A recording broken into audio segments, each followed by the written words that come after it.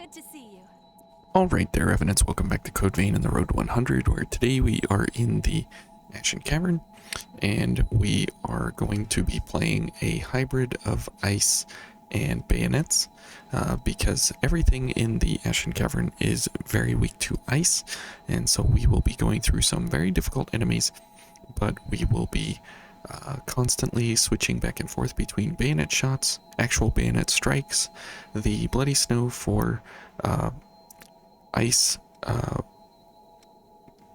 buff buildup on our weapon so we can take advantage of those weaknesses, as well as drain strikes and bayonet shots, as well as gifting. So this build setup here is all about Ichor recovery from backstabs, parries, and drain attacks, combo drains or otherwise. And I just want to say that I just found this awesome modded outfit by Moonling on Nexus Mods.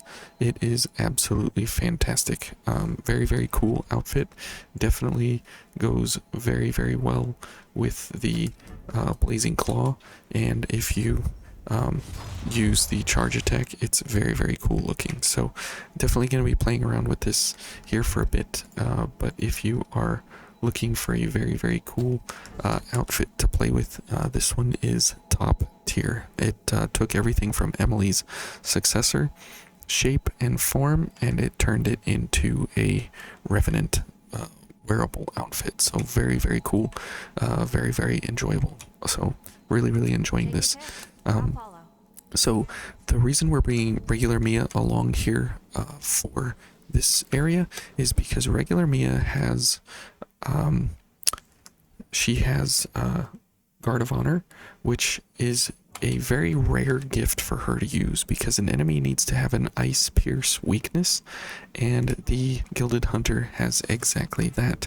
So it is very unique of a gift for her to use, and she rarely uses it. However, she is exceptionally accurate with her she's very accurate with her bayonet strikes, like White Mia, and so she is very good to have as a top tier choice here. So we will be bringing her along. Okay, so that is how we can get our ice buff going.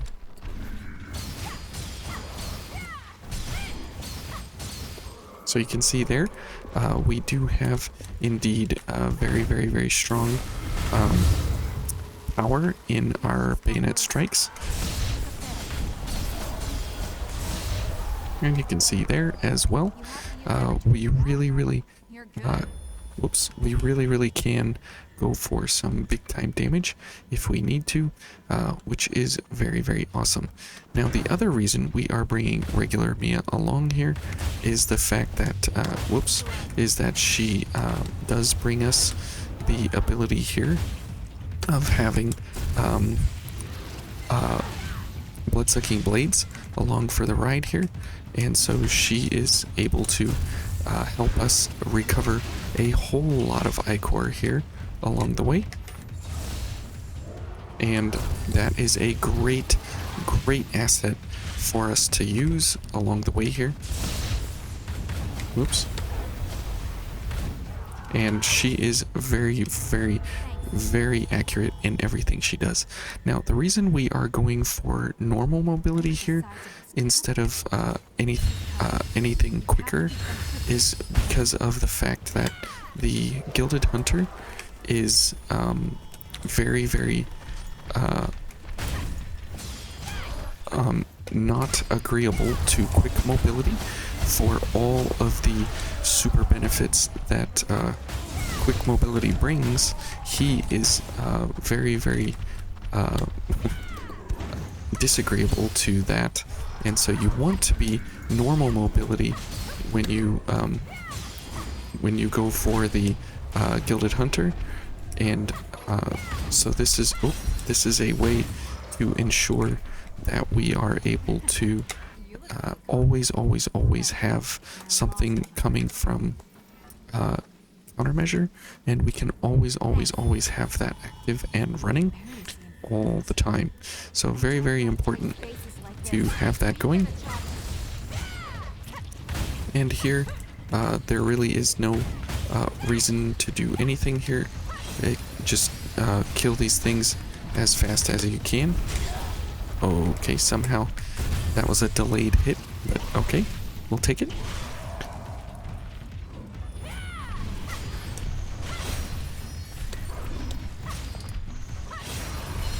Whoops. Mia already taken him down, no problem. So even though that the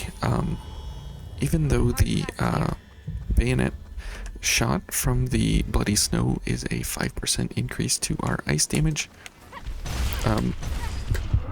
it procs the ability for us to get out of each enemy.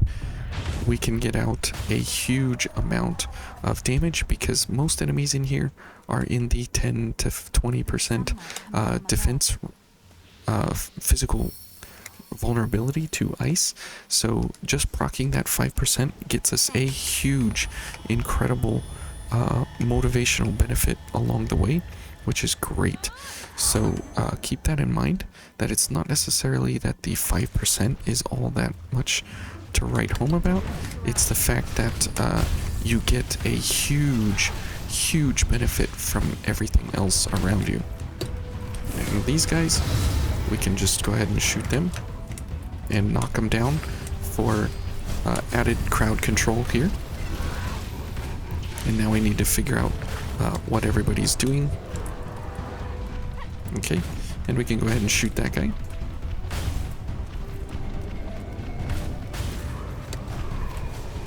Okay, and let's go for a bloody snow here. And you can see just how good regular Mia is at this area. And the awesome thing is that because of what we have running here as a hybrid for this area, we really are able to do very, very, very well here for each and every enemy that we come up against. So very, very nice here that we are not really, hard pressed really in any way, shape, or form almost.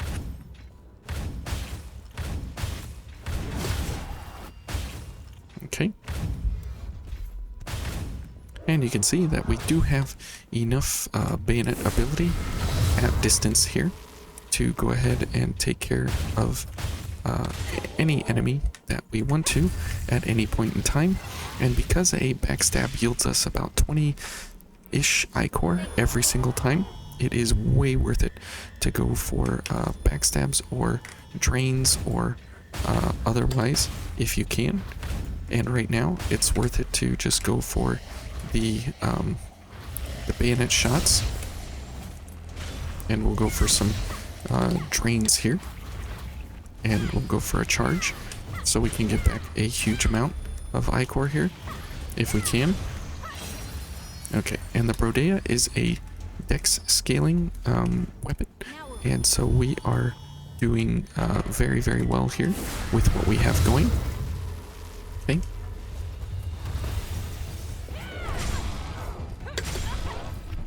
Ouch. And there's countermeasure in play.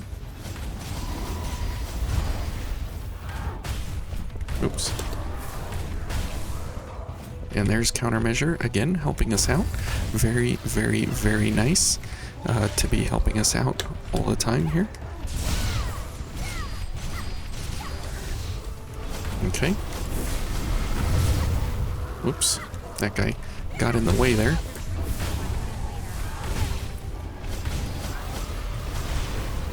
Okay, we got lucky there.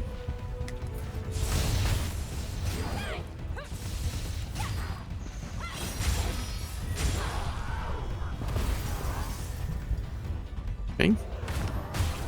Let's go ahead and heal one. And you can see the benefit of the backstab game here is pretty intense. Okay. Oh. That is the one thing we can't do, is revive Mia here. Oh. There's the edge. That is an unfortunate death right there. I kind of lost track of where we were. But, you can see that if we wouldn't have gotten into that sticky situation there, we absolutely had the power baked into this hybrid build because of the fact that we have an incredible amount of agility mixed in with a lot of different gifts, different weapon skills, different setups, different options here that we have. And the Bloody Snow is a tough act to follow a lot of the times.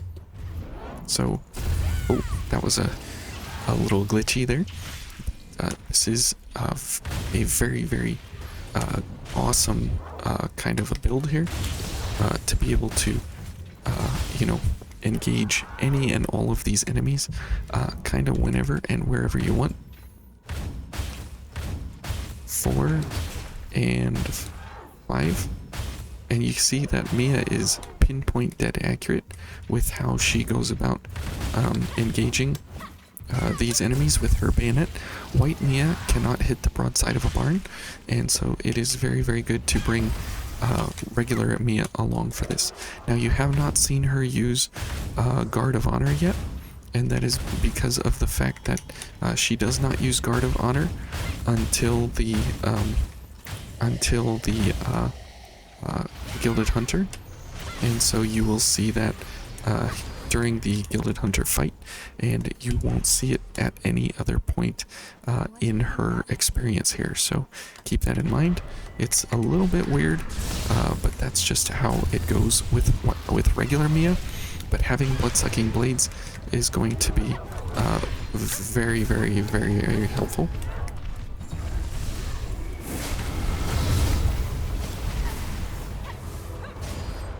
Okay, we'll go for some launches here while we can.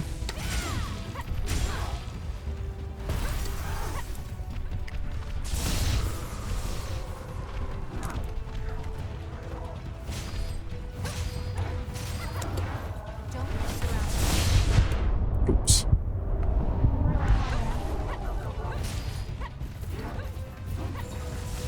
Okay, so let's back up here a second. Let's get our buffs going. And we are going to need just a little bit of a backstab here. There we go. And that will allow us to get rolling again here. And you can see that the amount of ichor that we need is not incredible, but we absolutely, need a lot in order to do whatever we need.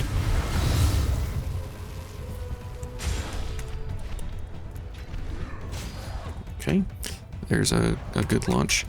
Let's see if we can get this one. Nope. Oh, good job, Mia. Okay. Let's get a combo drain here. Wow. And Mia's inhibited. Oh, there was that enemy that came out from there.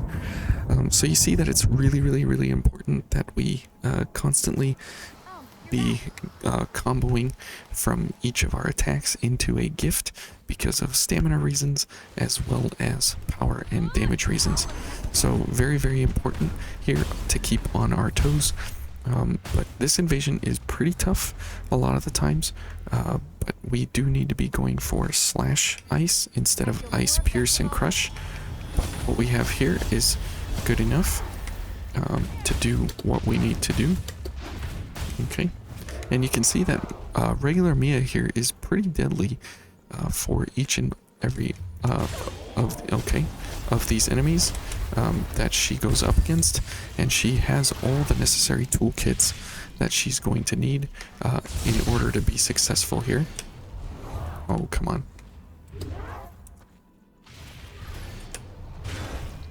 Now, I'm not exactly entirely sure here where regular Mia is going. Okay, she's here.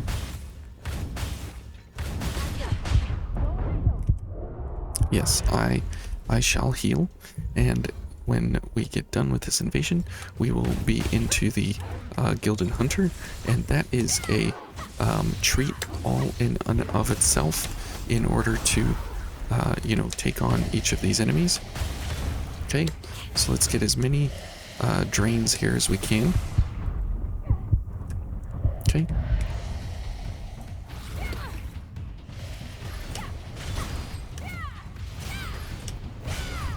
Okay, good. And this shooter needs to go away. Okay. And then let's get gift extension going, and then we will be able to pop everything else kind of as we go along. But you can see that the iCore requirements are pretty heavy for this blood code, for this build, for everything that we have going. And we are pretty flimsy when it comes to getting attacked, but we do have the power that we need in order to damage enemies along the way here.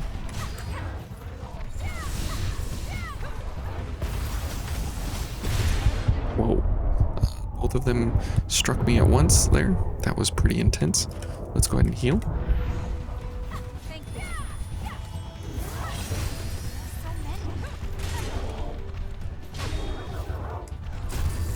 There are so many. That is true. However, we just need to... Oh.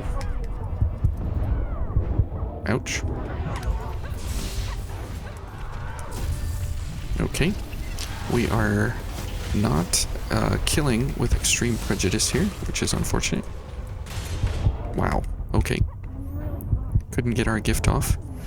Oh well.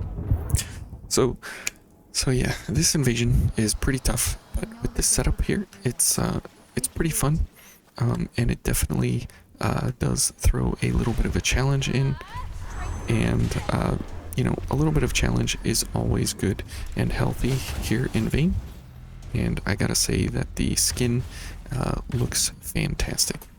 So if we don't get the invasion done here, we can just skip it and move on. But I want you to kind of have a feel for the power levels that this build actually brings to the table here for the kinds of enemies that you are going up against, and what it takes to actually you know, do whatever you need. And so we can go for the bloody snow here to get us what we need. And because it is such a very, very, very good bayonet, that we can use it a little more liberally in each of these areas, like this. That was 12 Icor, which is crazy, but that's okay. Okay, and we will absolutely keep everything going here. So let's head back into the business here. Let's go for this one.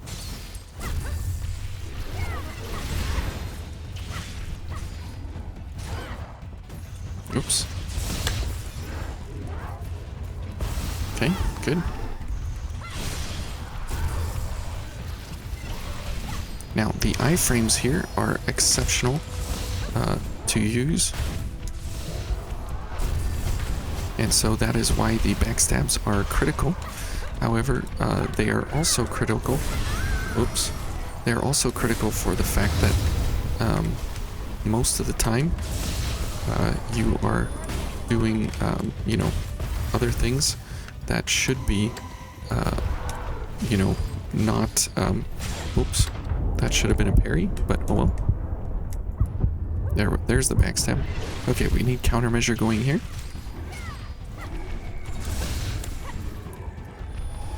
Okay, let's back up here.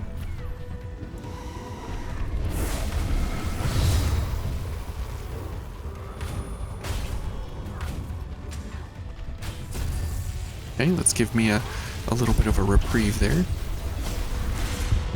Okay, never mind.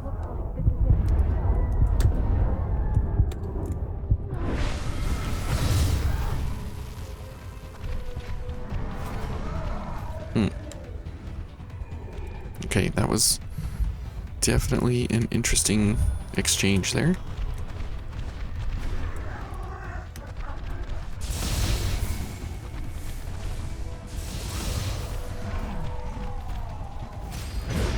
Oh shoot. Well, I thought we had it. I thought we had it. We were right there. And we botched it by a missed backstab. That's the problem with this, is that we are using the Black Blood Liberator that you do find in this area, but it is mainly due to the effect of fighting the Gilded Hunter, which that is a real treat with this setup to go for the Gilded Hunter, because it is so agile to meet him in all areas of what he does during the fight, that it is very, very, very, very valuable for that setup. So now I don't know why that didn't count as a corrected dodge there, but it didn't. Okay. Alright, so that counted for whatever reason.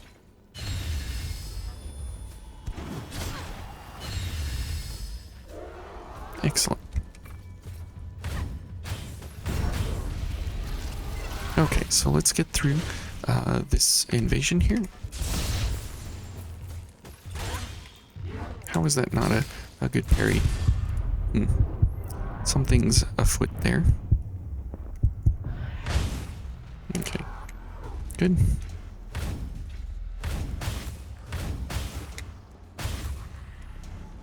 Okay, so let's go ahead and heal. And let's get rid of this one.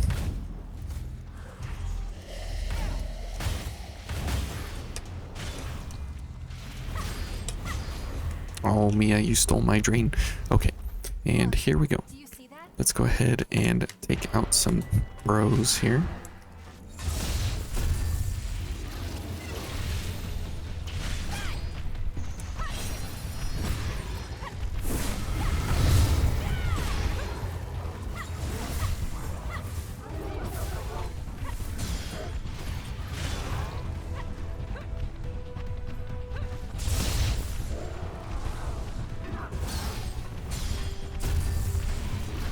Okay, here we go.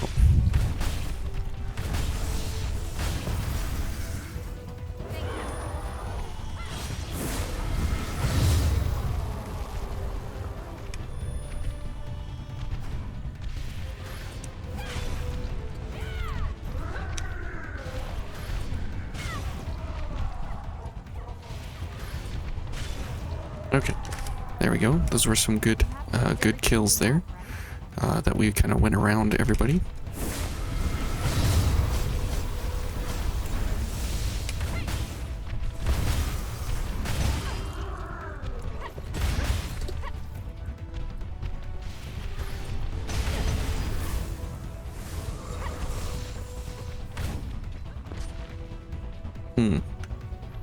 Okay. Let's whoa. Let's back up here. Okay. As soon as we run out of Ichor, it's a little bit of a whoops. It's a little bit of a dangerous game here.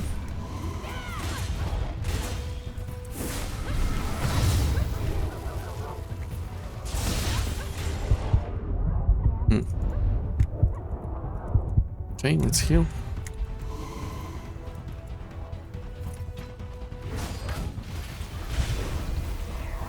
Okay, the hunter in black is here.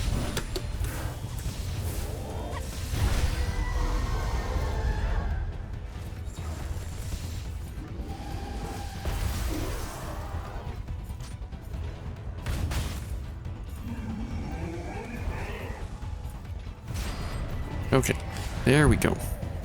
Finally. Took them all down. Okay, so that's the invasion. Still pretty heart pumping and fear-inducing. However, we are able to take care of that invasion pretty well overall, all things considered, and we are able to, as you can see, max out our 50 Ichor cap pretty easily, pretty quickly. So let's head over to the Gilded Hunter now, and let's take on that challenge.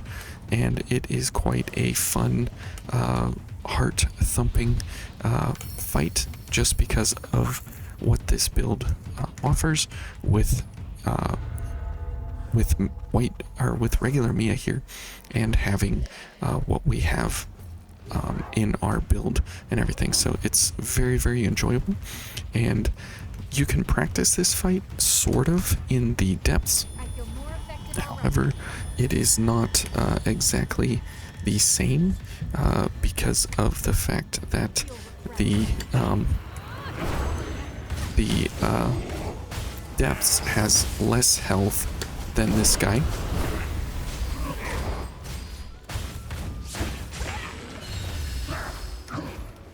Okay, good.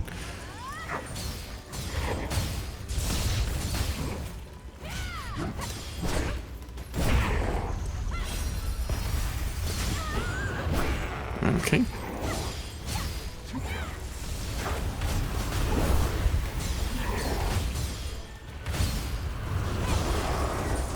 Okay, let's get a charge in here. Boom. Oops. Wow, that was definitely not what I thought he would do. He started with the twirly gig, and normally he should do the blood blast where he does the blood explosion, and he did not start with that. So very, very interesting that he switched it up there, but oh well, that's what happens. But you can see that the amount of damage that we're able to do is very, very respectable each time. And watch for Mia, she will be doing the Guard of Honor, and so she will be able to execute that move here during the fight. And if we were not normal mobility, we would not be able to be having the fireballs come out.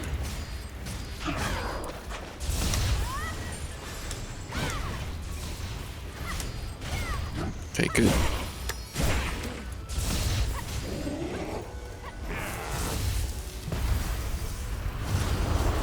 Okay, let's get another drain. Good. Okay, there's the blood explosion.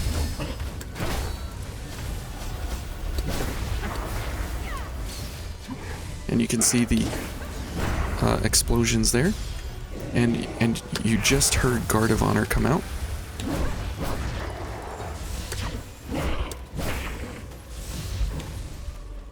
Okay.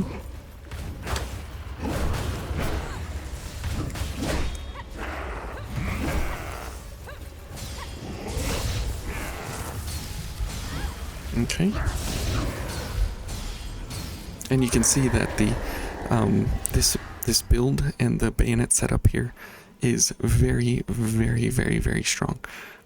Aside from the little bit of problem that we had in the first time we fought him, you know, it's not too bad.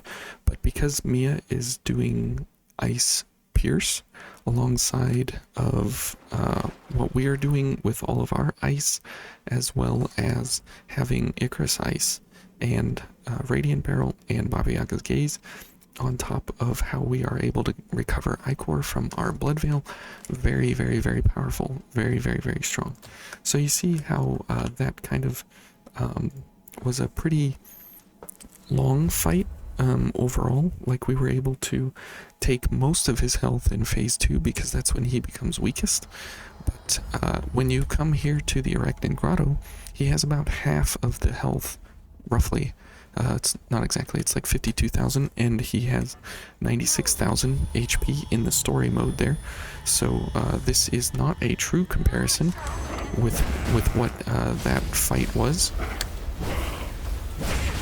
Okay. But you can see that he will lose health much faster here.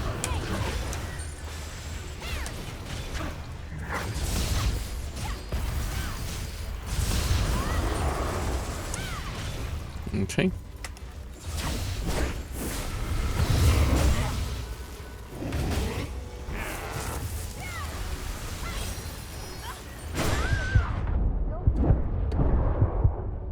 Oh. Okay. And you can see that he's much faster to kill here in the depths. Thanks, Mia. And they are not, you know, equals by any means. However, you can at least practice like move sets and different things with the build here, and you can see like how this is going to interact with the build and with how your reaction times are and everything. But it is a lot of fun to try it out here.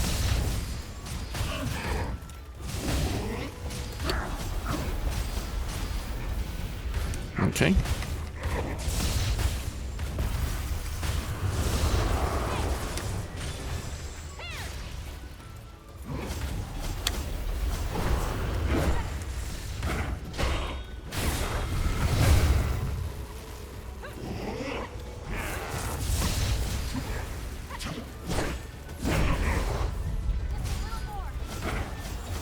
Okay, and you can see that he's not particularly difficult here in the depths because of his lower amounts of HP, but you can see that it only took us the second try in the story mode because of how strong this entire build setup is here, and it is bayonet based, which is kind of odd for a hybrid, but you do have a lot of options, excuse me, and tools to work with here, with this being a hybrid setup. So hopefully you enjoy that. Hopefully you enjoy the skin.